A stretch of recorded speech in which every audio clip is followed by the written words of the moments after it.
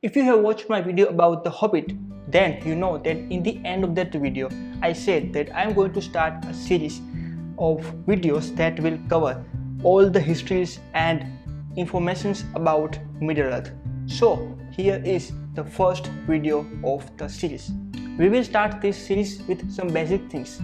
In this video, I will tell you about chronological order of Tolkien's all the books. After that, we will pick up some interesting topics from them and we'll discuss them deeply. I will try to make as much videos as I can. So let's start with the first video of the series, that is Middle-earth Explained.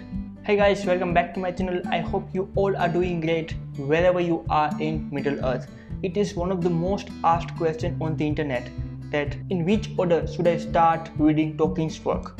When anyone wants to go on a journey of Middle-earth, they will want some guidelines and from where they should start their journey. It's a very interesting question. The world of Tolkien is so large that it becomes very difficult for newcomers to know from where they can begin the journey. So let's begin our tale. I think The Hobbit is the best beginning if you want to start the journey and want to begin to learn a unique writing style of Tolkien. This was the first novel that was published in The Legendarian.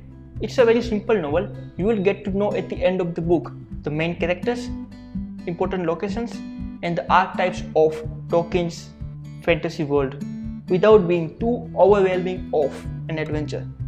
After reading The Hobbit, we will move to The Lord of the Rings. It will begin the tale from where The Hobbit left. It will continue much of what The Hobbit has already established. You will meet Gandalf, Bilbo, Frodo, and you will again visit Rivendell, the Shire, and many familiar places that you have already read about in The Hobbit book.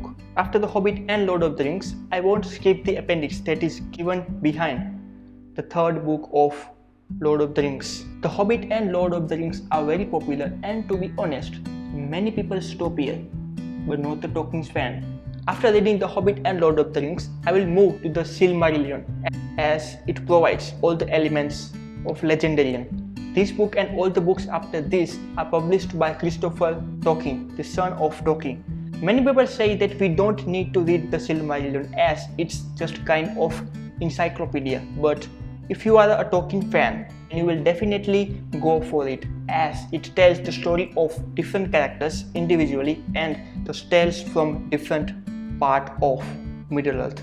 Although events in this book take place before The Hobbit and Lord of the Rings, I will still read them after reading these books, because writing and stories are far more complex and abstract in this book.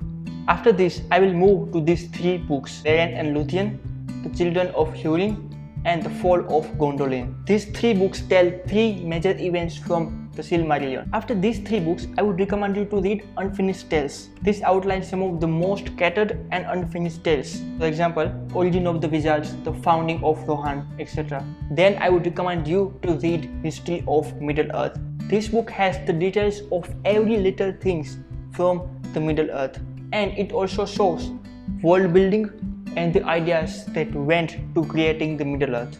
These books are The Book of Lost Tales Part 1, The Book of Lost Tales Part 2, The Lays of Beleriand, The Shaping of Middle-earth, The Lost Road and Other Writings, The Return of the Shadow, The Treason of Isengard, The War of the Ring, Sauron Defeated, Morgoth's Ring, The War of the Jewels, The Peoples of Middle-earth. The Sauron Defeated has the smaller version, The End of the Third Age.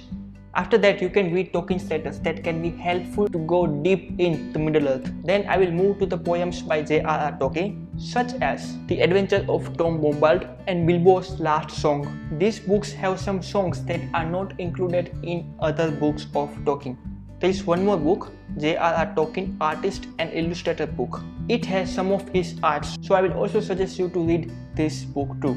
Finally, the History of the Hobbit. It analyzes the Hobbits. Apart from books, there are movies, games, and so many videos available on YouTube for you to get into detail.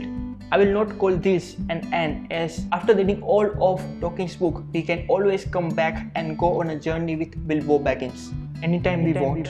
So guys, this was the chronological order that I will suggest you to read. In the next video of this series, we will discuss some selected topics from the Middle Earth. For now, goodbye.